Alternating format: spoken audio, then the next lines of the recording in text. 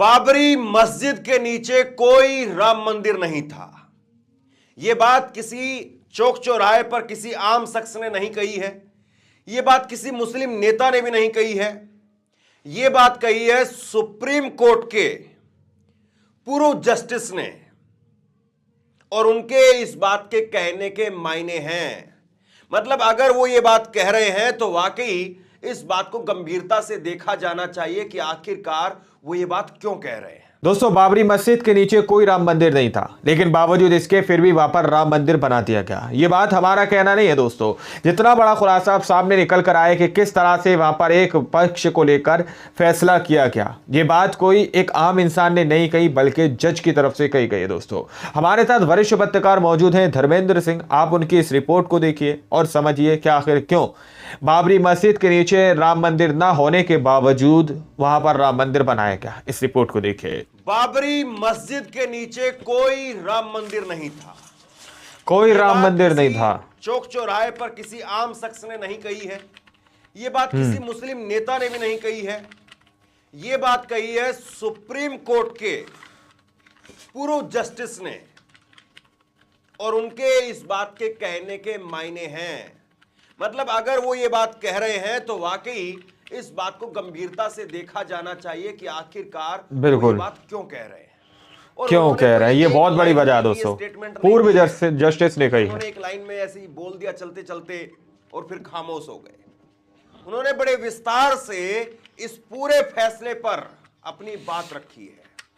उन्होंने कहा है कि 2019 में जो फैसला निकल करके सामने आया देश के सेकुलरिज्म के खिलाफ था, यह बात जो है वो कह रहे हैं। तो मतलब अपने आप में एक बहुत बड़ी टिप्पणी हो जाती है, और इस टिप्पणी पर मैं अपनी तरफ से कोई बात कहूं उससे ज्यादा बेहतर यह होगा कि उनके शब्दों में मैं आपको बताऊं। बाबरी के नीचे कोई राम मंदिर नहीं था, मिला था। फैसला सेकुलरिज्म के खिलाफ था। सुप्रीम कोर्ट के पूर्व जज ने यह बात कही है। पूर्व न्यायाधीश जस्टिस RF नरीमन ने बाबरी विवाद से संबंधित सुप्रीम कोर्ट के फैसलों पर अपनी असहमति जताते हुए कहा कि इन फैसलों से सेकुलरिज्म के सिद्धांत के तहत न्याय नहीं दिया गया। उन्होंने 2019 के ऐतिहासिक फैसले की आलोचना की, जिसमें विवादित स्थल पर राम मंदिर के निर्माण की अनुमति दी गई। जस्टिस नरीमन ने इसे न्याय का बड़ा मजाक करार दिया था। मतलब कि ये न्याय के नाम पर एक मजाक कर दिया गया है, एक मजाक बनाया गया है न्याय के नाम पर। सेकुलरिज्म को उचित स्थान नहीं दिया गया। जस्टिस नरीमन ने यह टिप्पणी सेकुलरिज्म और भारतीय संविधान पर विषय पर आयोजित प्रथम जस्टिस AM अहमदी स्मृति व्याख्यान में की है। उन्होंने बताया कि खुद सुप्रीम कोर्ट ने यह बात मानी थी कि बाबरी मस्जिद के नीचे कोई राम मंदिर नहीं था। उन्होंने इस मामले से जुड़े पहले के फैसलों पर खुल करके बात की। तो देखिए साहब, ये जो बात निकल करके सामने आई है वो कह रहे हैं कि न्याय के नाम पर मजाक कर दिया गया, और सुप्रीम कोर्ट ने खुद इस बात को माना था कि बाबरी के नीचे, बाबरी मस्जिद के नीचे कोई राम मंदिर नहीं था।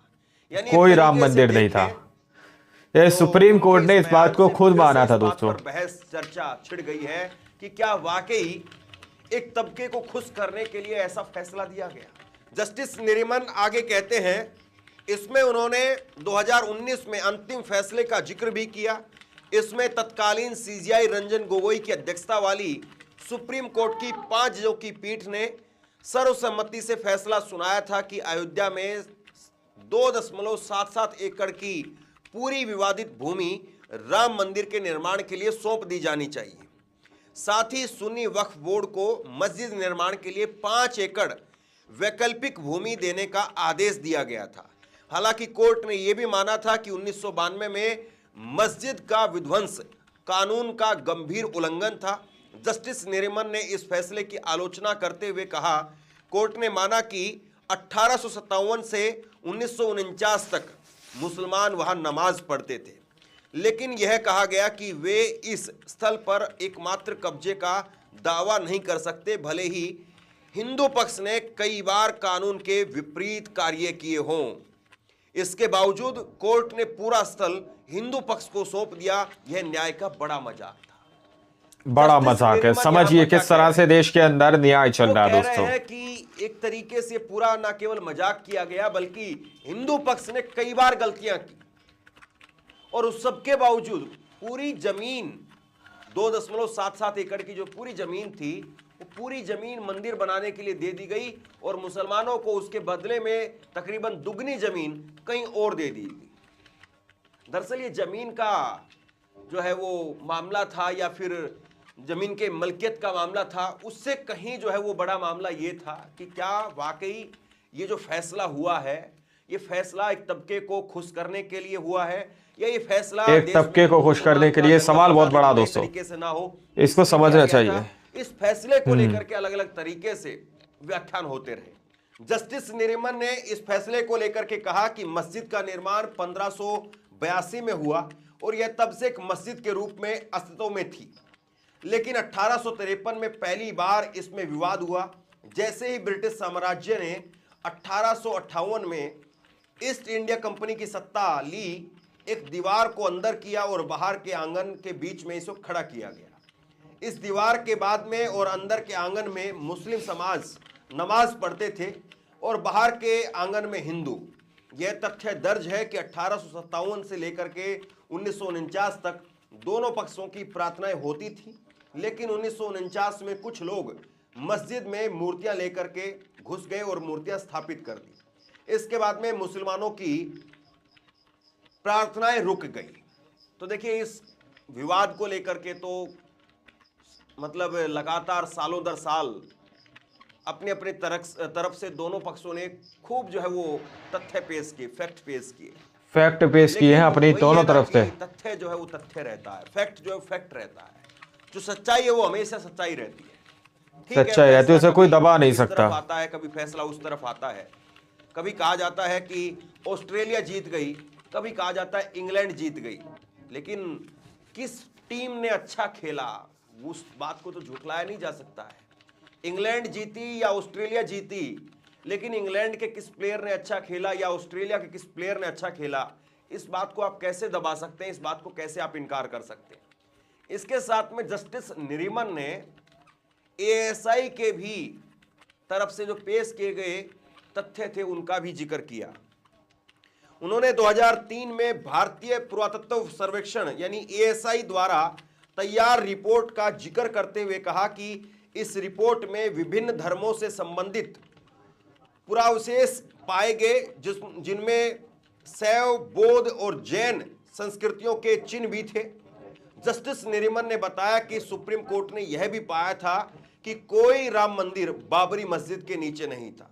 इसके बावजूद बताइए सुप्रीम कोर्ट ने इस चीज को खुद पाया था। पास में 1857 से 1949 तक विवादित स्थल पर विशेष अधिकार नहीं था क्योंकि यह स्थान विवादित था।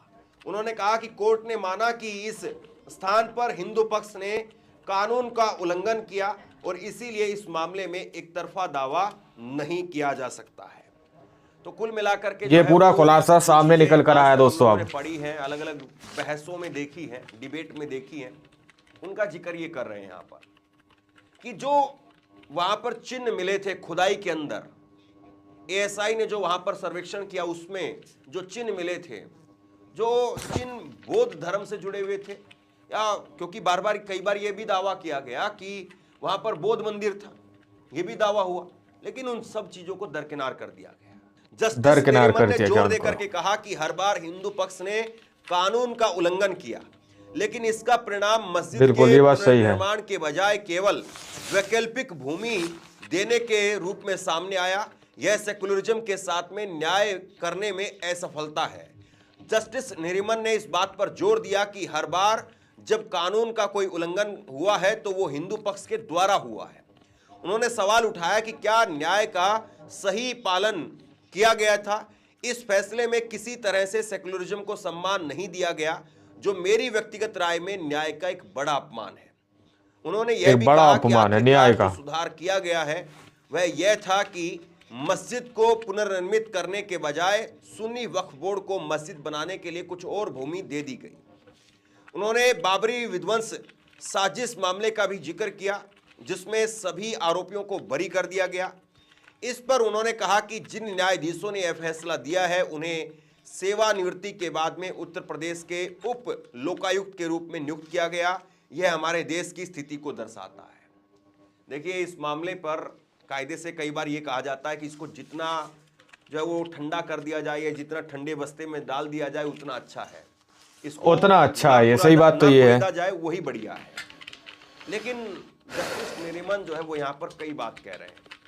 वो कह रहे हैं कि कभी भी जो है वो मुस्लिम पक्ष की तरफ से नियमों का उल्लंघन नहीं किया गया, बल्कि हर बार जो नियमों का उल्लंघन किया गया वो हिंदू पक्ष की तरफ से किया गया। ये बात सही है, आप में समझने वाली बात है दोस्तों। अब जज भी इस बात को कह रहे हैं। सवाल है कि इस खबर को चलाएगा कौन, इस खबर पर बात कौन करेगा, या फिर जस्टिस नरीमन ने जो कह दिया उस पर क्या बात होगी भी। बहुत सारे लोग कहेंगे कि क्या उस पर गोदी मीडिया कोई डिबेट करेगा, कोई न्यूज चलाएगा, ये सवाल भी बड़ा है। वही हो गया कि गड़े मुर्दे क्यों उखाड़े जाए। लेकिन सवाल ये है कि मीडिया जिस तरीके से हर छोटी बड़ी टिप्पणी को उठा करके उस पर बात करता है, और एक जज साहब अगर इस तरह की बात कह रहे हैं तो क्या वाकई इस पर बहस होनी भी चाहिए या नहीं? आप बिल्कुल होनी चाहिए, क्यों नहीं होनी चाहिए। जरूर बताइए, इस वीडियो को शेयर कीजिए और इसी तरह की तमाम खबरों के लिए ऑनलाइन न्यूज इंडिया को सब्सक्राइब कीजिए। आपका बहुत बहुत धन्यवाद।